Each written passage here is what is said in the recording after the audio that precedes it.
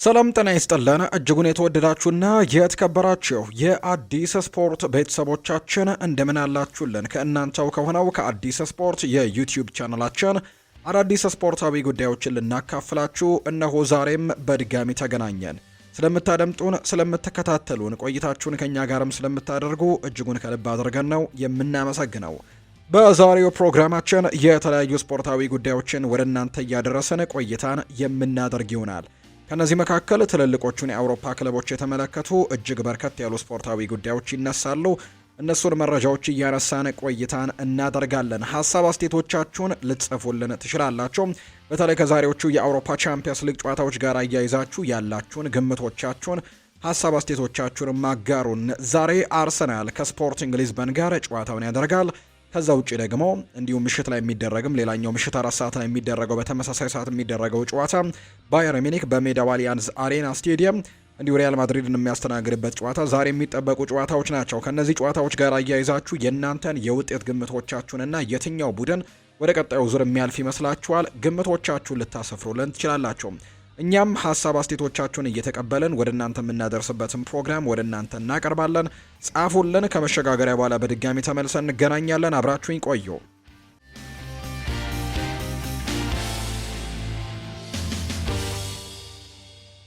ዛሬ የሚደረጉ ጨዋታዎችን በማስቀደም ነው የምንጀምረው። ዛሬ ሁለት የቻምፒየንስ ሊግ ጨዋታዎች ይደረጋሉ። አንደኛው አርሰናልና ስፖርቲንግ ሊዝበን የሚያደርጉት ጨዋታ ነው።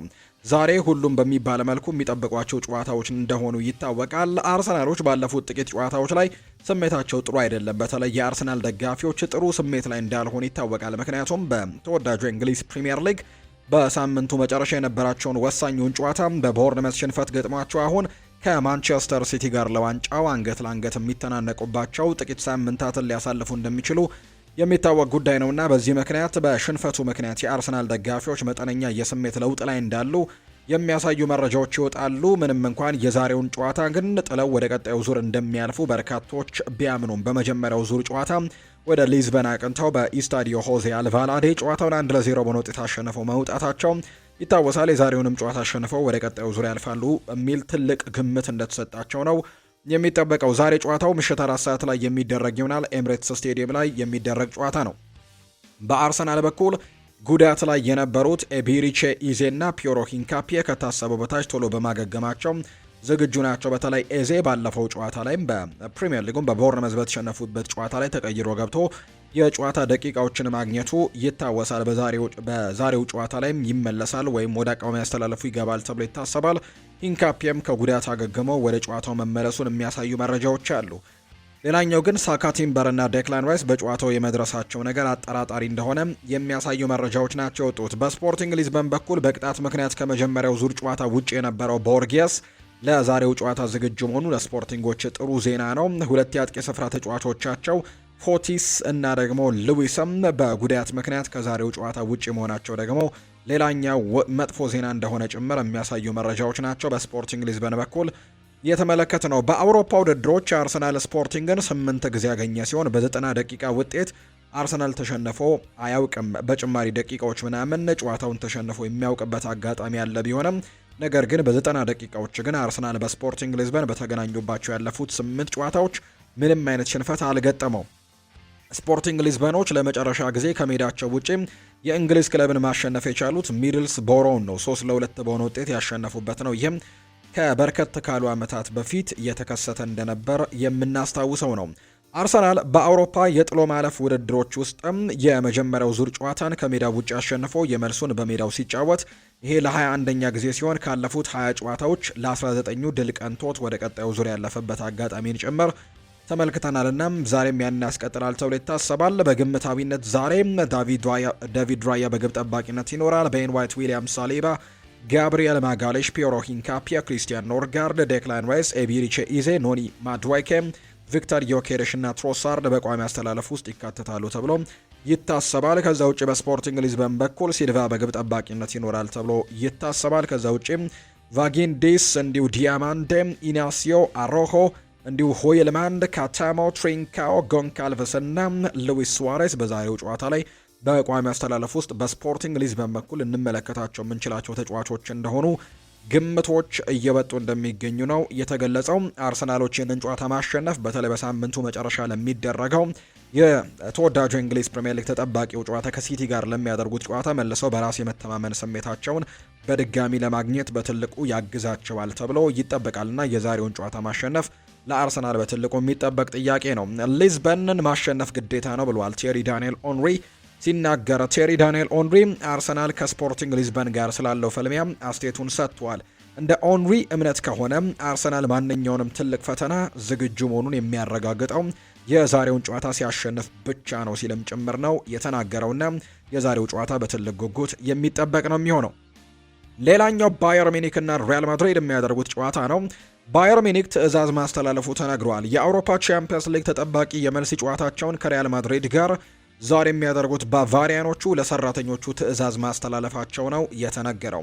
ባየር ሚኒኮች የክለባቸው ሰራተኞች ለዛሬው ጨዋታ ቀይ ቲሸርቶችን ብቻ ለብሰው በስቴዲየም እንዲገኙ አሳስበዋቸዋል። ከክለቡ ሰራተኞች በተጨማሪም ለክለቡ ደጋፊዎችም ተመሳሳይ የድጋፍ ጥሪን ማስተላለፋቸው ነው ለክለቡ ቅርብ የሆኑ የመረጃ ምንጮች የተናገሩት። ምሽት 4 ሰዓት ላይ ጨዋታው ይደረጋል። በመጀመሪያው ዙር ጨዋታ በኤል ኢስታዲዮ ሳንቲያጎ ቤርናቢዮ የተደረገው ጨዋታ በባየር ሚኒክ 2-1 አሸናፊነት ነበር የተጠናቀቀው። የዛሬው ጨዋታም ይጠበቃል። ሪያል ማድሪድ ከባድ ፈተና ከፊቱ ተደቅኖበታል። ባለፈው ሳምንት በቤርናቢው የ2-1 ሽንፈትን ያስተናገደው የነጭ ለባሾቹ ስብስብ ዛሬ ምሽትም በአሊያንዝ አሬና የሚጠበቅበትን ተአምር ለማሳየት ነው ወደ ጀርመን የሚያመራው። ለዛሬ ወሳኝ ጨዋታ አሰልጣኝ አርቤሏ 2 ቁልፍ ተጫዋቾችን አያገኝም። ቲቦ ኮርቱባ አሁንም በጉዳት ምክንያት ከሜዳ ርቆ ነው የሚገኘው። ሌላኛው ኦሪዮል ሹዋሜኒ በቢጫ ካርድ ቅጣት ምክንያት ደግሞ ከዛሬው ጨዋታ ውጪ እንደሆነ የሚያሳዩ መረጃዎች ናቸው ያሉት። የሁለቱ ቡድኖች ወቅታዊ አቋምን ከተመለከተን የዛሬው ጨዋታ በሁለት ተቃራኒ አቅጣጫ ላይ ባሉ ቡድኖች መካከል የሚደረግ ፍልሚያ ነው ብሎ መደምደም ይቻላል። ባየር ሚኒክ በከፍተኛ መነሳሳት ላይ የሚገኝ ባለፉት 5 ጨዋታዎች 5ቱንም ሲያሸንፍ ያሸነፉትን በሰፊ የጎል ልዩነት ተጋጣሚዎቻቸውን እየቀጡ ነው።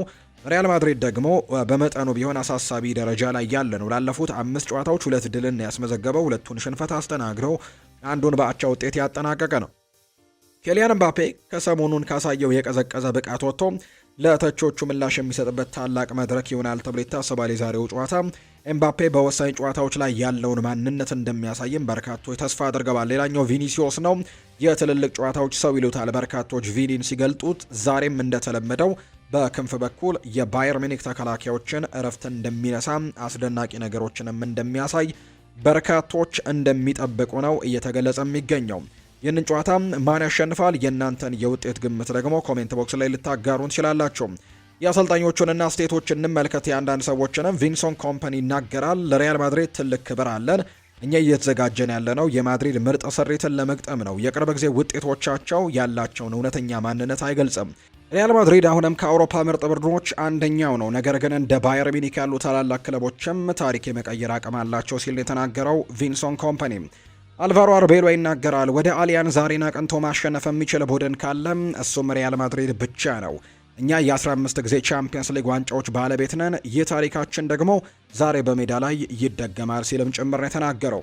ጁድ ቤሊንጋም ይናገራል። የዛሬው ጨዋታ ለእኛ እንደ ፍጻሜ ነው። ሁሉንም ነገር አሳልፈን መስጠትም አለብን።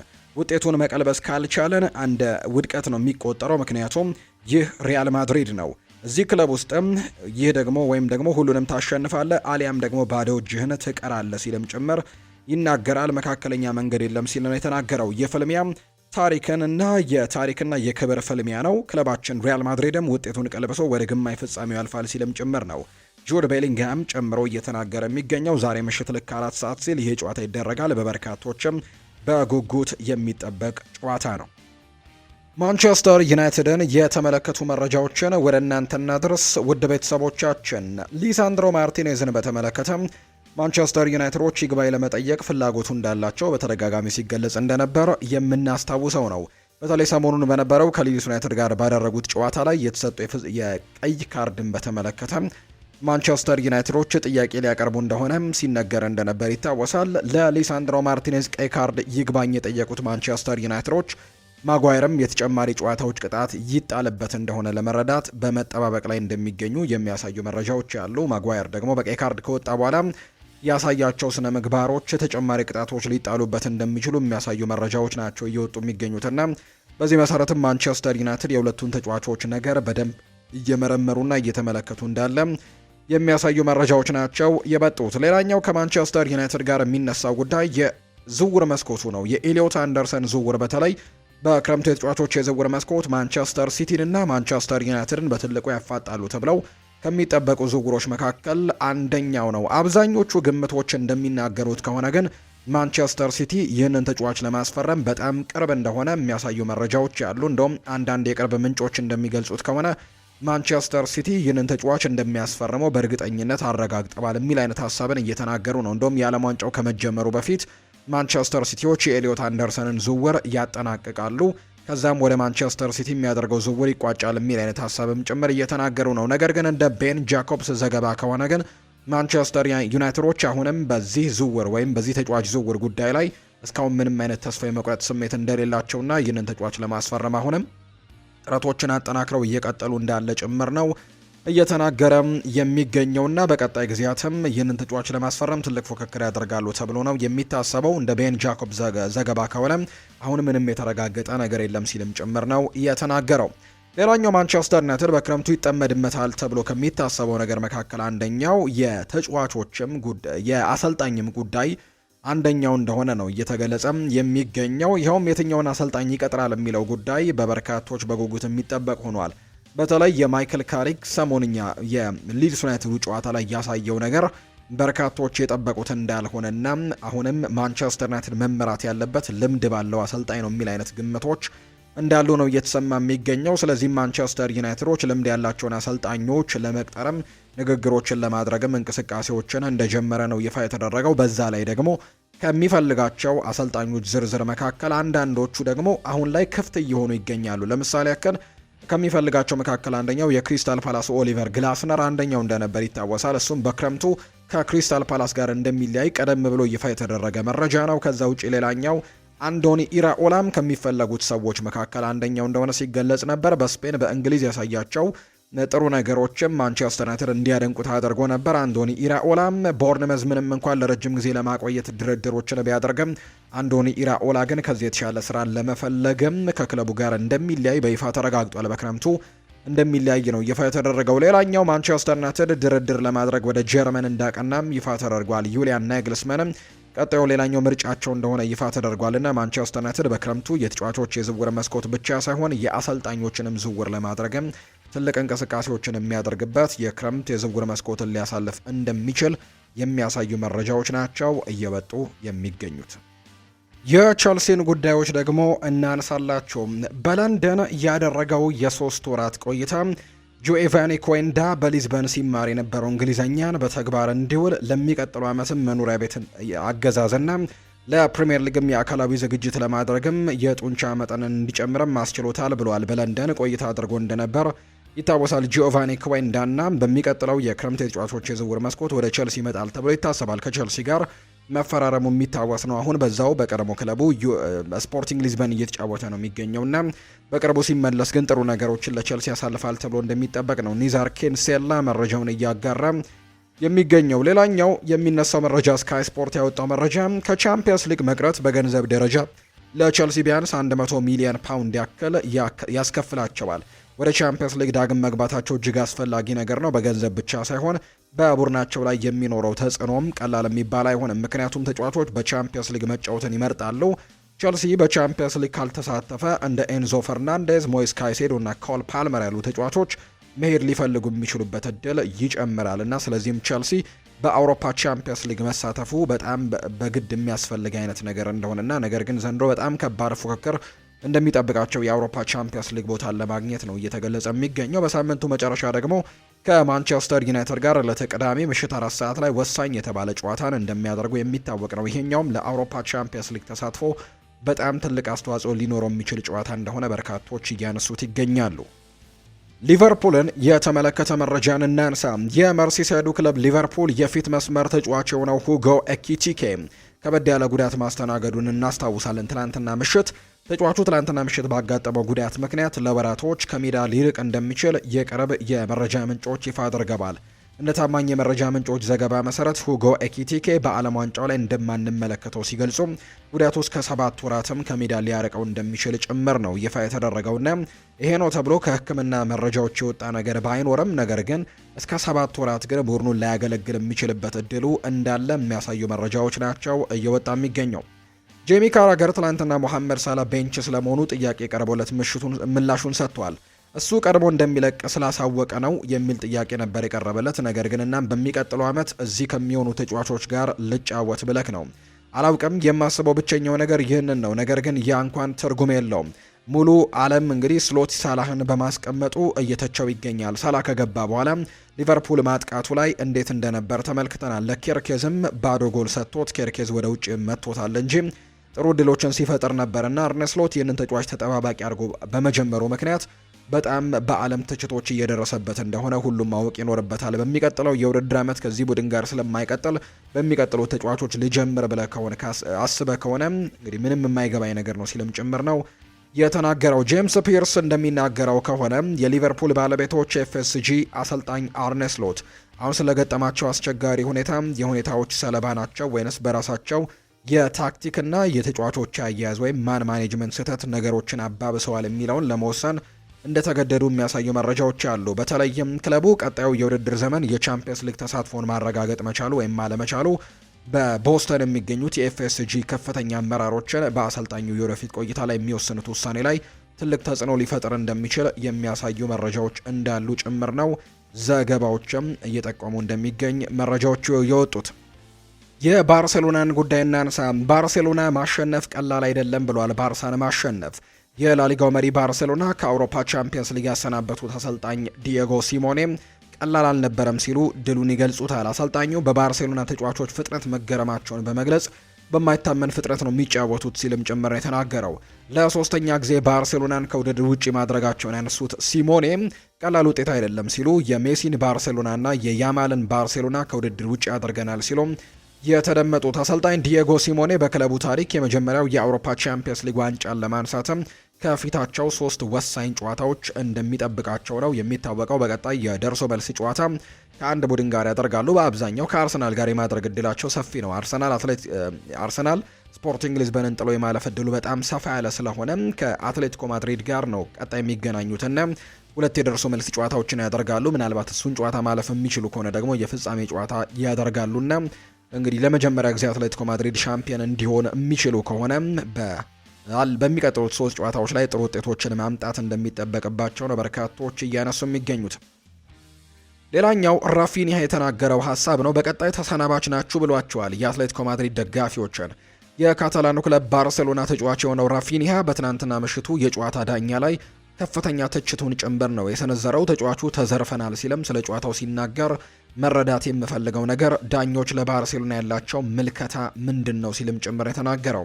የአትሌቲኮ ማድሪድ ግብ ጠባቂ ሙሶ በበኩሉ ለራፊኒያ ምላሽ ሲሰጥም ያሸነፍነው በሜዳ ላይ ነው፣ ስለ መዘረፍ ልታወራ አትችልም ሲል ምላሹን ይሰጣል።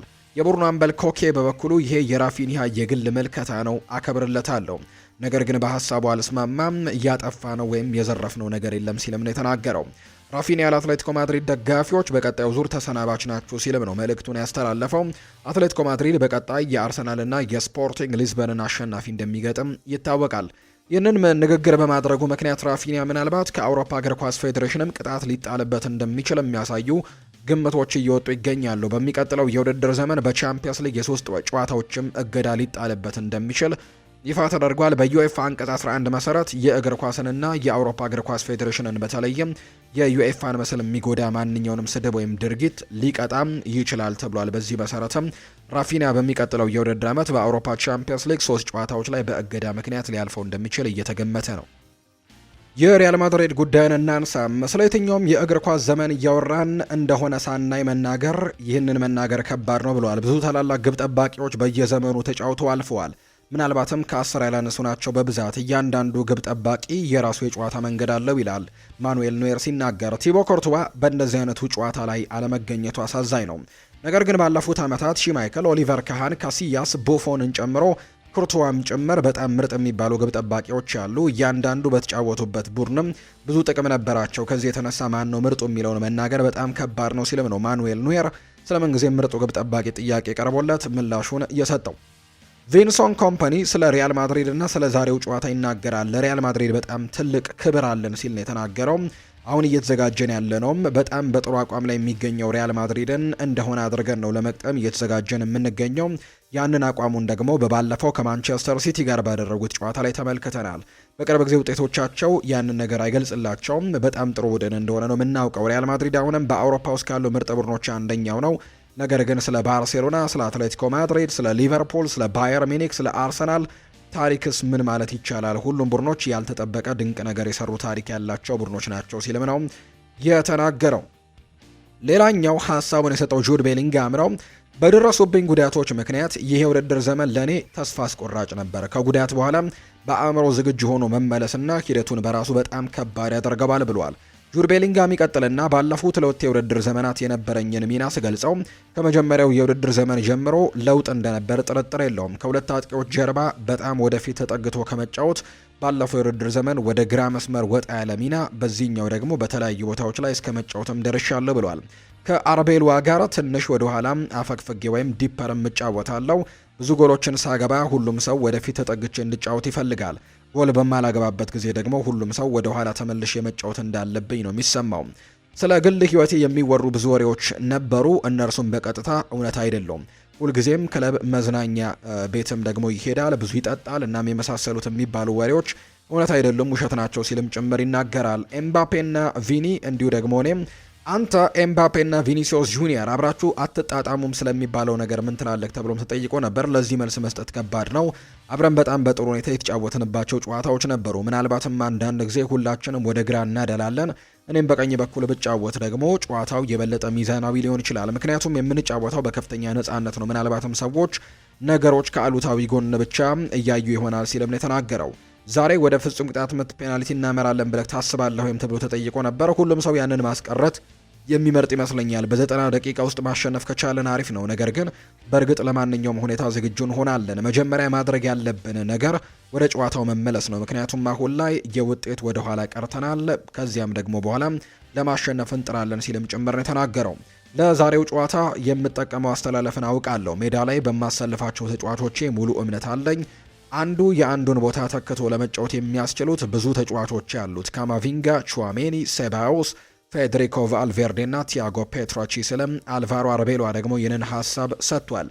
በዚህ ሳምንት ውስጥ በማድሪዶች መካከል እየሮጥኩኝ ነበር። በእነሱ በኩልም ሳልፍ አንድም ሰው ካምባክ እንድናደርግም ያልነገረኝ ደጋፊ የለም። ሁሉም ሰው ነግሮኛል ሲልም የተናገረው ቪንሰንት ኮምፓኒ ሁሉም ክለቡ የራሱ የሆነ ሌጀንድና ታሪኮች ያሉት ብለዋል። በዚህ ጉዳይ ላይ ምን ትላለህ ተብሎም ተጠይቆ ነበር።